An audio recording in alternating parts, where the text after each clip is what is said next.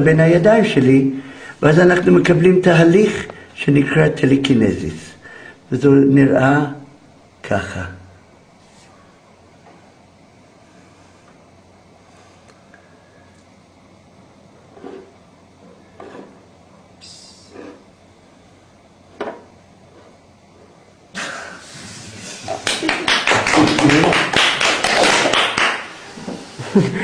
נצלם ככה?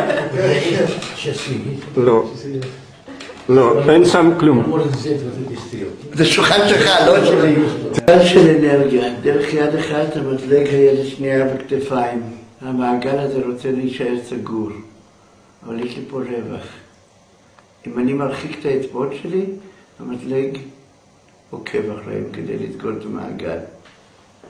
זה התהליך. אני לא צריך אפילו...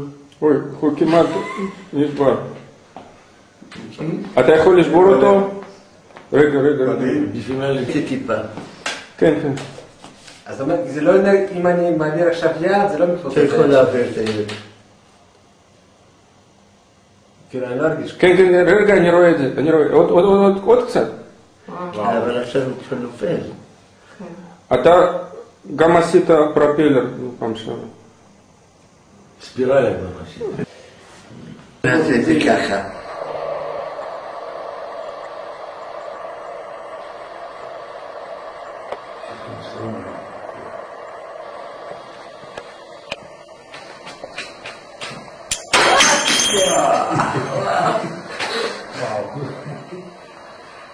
Возьми в карман то, что вот. Да?